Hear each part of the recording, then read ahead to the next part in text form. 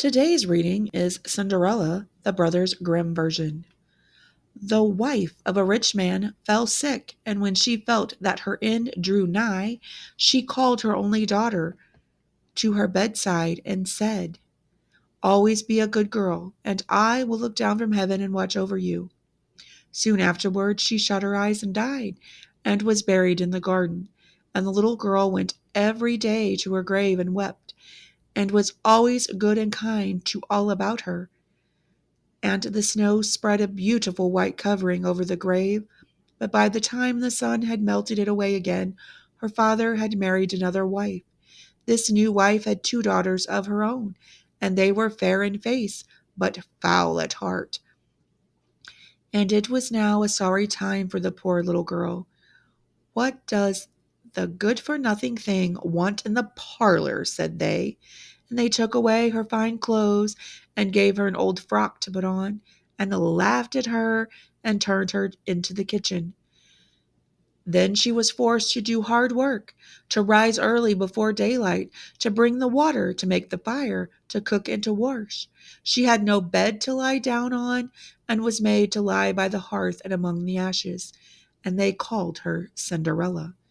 It happened once that her father was going to the fair, and had asked his wife's daughters what he should bring to them. "Fine clothes," said the first. "Pearls and diamonds," said the second. "Now, child," said he to his own daughter, "what will you have?" "The first sprig, dear father, that rubs against your hat on your way home," she said. Then he brought for the first the fine clothes and pearls and diamonds that they had asked for, and on his way home he rode through the green hills, and a sprig of hazel brushed against him, so he broke it off. And when he got home, he gave it to his daughter. Then she took it and went to her mother's grave and planted it there, and cried so much that it was watered with her tears. And there it grew and became a fine tree. And soon a little bird came and built its nest upon the tree, and talked with her, and watched over her, and brought her whatever she wished for. Now it happened that the king of the land had a feast, which was to last 3 days, and out of those who came to it, his son was to choose a bride for himself, and Cinderella's two sisters were asked to come. So they called Cinderella and said, "Now comb our hair, brush our shoes, and tie our sashes for us, for we are going to dance at the king's feast." Then she did as she was told, but when all was done she could not help crying, for she thought to herself she would have liked to go to the dance too, and at last she begged her mother very hard to let her go. "You, Cinderella," she said, "you would have nothing to wear, no clothes at all, and who cannot even dance. You want to go to the ball?" And when she kept on begging to get rid of her, she said at last, "I will throw this basin full of peas into the ash heap, and if you have picked them all out in 2 hours, you shall go to the feast too."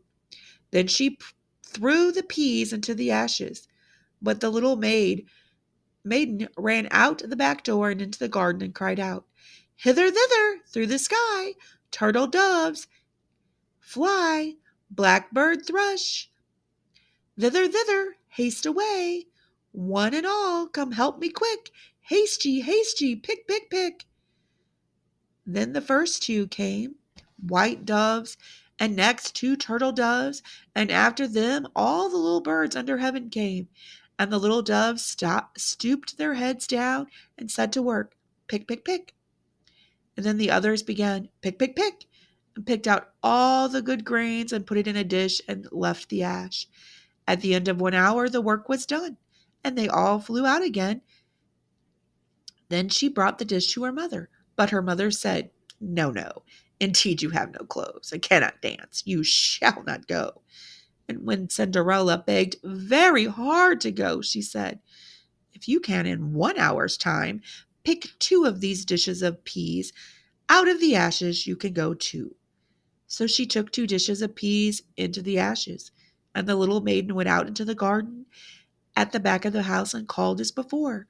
And all the birds came flying, and in a half an hour's time all was done, and out they flew again.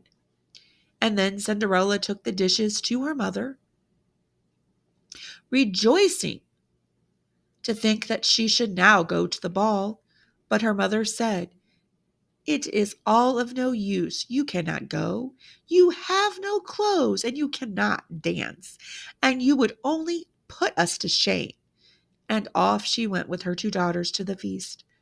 Now, when all were gone and nobody left at home, Cinderella went sorrowfully and sat under the hazel tree and cried out, "Shake, shake, hazel tree, gold and silver over me." Then her friend the bird flew out of the tree and brought a gold and silver dress for her and slippers of silk, and she put them on and followed her sisters to the feast. But they did not know her. She looked so fine and beautiful in her rich clothes. The king's son soon came up to her and took her by the hand and danced with her and no one else, and he never left her hand.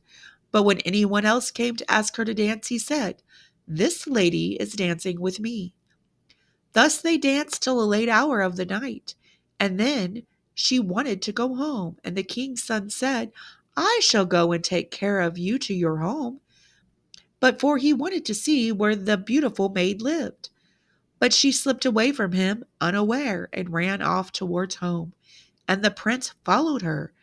Then she jumped up into the pigeon house and shut the door.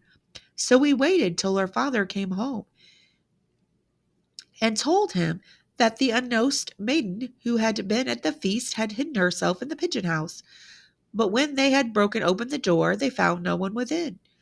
And as they came back into the house, Cinderella lay, as she always did, in her dirty frock by the ashes, for she had run as quickly as she could through the pigeon house and on to the hazel tree, and had there taken off her beautiful clothes and laid them beneath the tree, that the bird there might carry them away, and had seated herself amid the ashes again in the little old frock. The next day, when the feast was again held, and her father and mother and sisters were gone, Cinderella went to the hazel tree, and all happened as the evening before. The king's son, who was waiting for her, took her by the hand and danced with her, and when any one asked her to dance, he said as before, "This lady is dancing with me." When night came, she wanted to go home, and the king's son went with her, but she sprang away from him all at once into the garden behind her father's house. In this garden stood a fine large peach tree, and Cinderella jumped up into it without being seen. Then the king's son waited till her father came home and said to him, "The unknown lady has slipped away, and I think she must have sprung into the pear tree." The father ordered an axe to be brought, and they cut down the tree, but found no one upon it. And when they came back into the kitchen, there lay Cinderella in the ashes as usual, for she had slipped down on the other side of the tree and carried her beautiful clothes back to the bird at the hazel tree, and then put on her little old frock. The third day, when her father and mother and sisters were gone, she went again into the garden and said, "Shake, shake, hazel tree, gold and silver over me." Then her kind friend the bird brought her a dress still finer than the former one, and slippers which were all gold, and the king's son danced with her alone. And when anyone else asked her to dance, he said, "This lady is my partner." Now when night came and she wanted to go home, and the king's son would go with her, but she managed to slip away from him, though in such a hurry that she dropped her left golden slipper upon the stairs. So the prince took the shoe and went the next day to the king and his father and said, "I will take for my wife the lady that this golden shoe fits." Then both the sisters were overjoyed to hear this, for they had beautiful feet, and no doubt they could wear the golden slipper. The eldest went first into the room where the slipper was and wanted to try it on, and the mother stood by, but her big toe could not go into it. as the shoe was altogether much too small for her. Then the mother said, "Never mind, cut it off. When you are queen, you will not care about toes. You will not want to go on foot." So the silly girl cut her big toe off and squeezed the shoe on and went to the king's son. Then he took her for his bride and rode away with her. But on their way home, they had to pass the hazel tree that Cinderella had planted, and there sat a little dove on the branch singing, "Back again, back again. Look at the shoe. The shoe is too small and not made for you. Prince, prince, look again for thy bride, for she is not the true one that sits by thy side." Then the prince looked at her foot and saw by the blood that streamed from it what a trick she had played on him. So he brought the false bride back to her home and said, "This is not the right bride. Let the other sister try and put on the slipper." Then she went into the room and got her foot into the shoe, all but the heel, which was too large. But her mother squeezed it until the blood came and took her to the king's son, and he rode away with her. But when they came to the hazel tree, the little dove sat there still and sang as before. Then the king's son looked down and saw the blood streaming from the shoe, so he brought her back again also. "This is not the true bride," said he to the father. "Have you no other daughters?" Then Cinderella came and took off her clumsy shoe and put on the golden slipper, and it fitted as if it had been made for her. And when he drew her near and looked into her face, the prince knew her and said, "This is the right bride." Then he took Cinderella to his horse and rode away.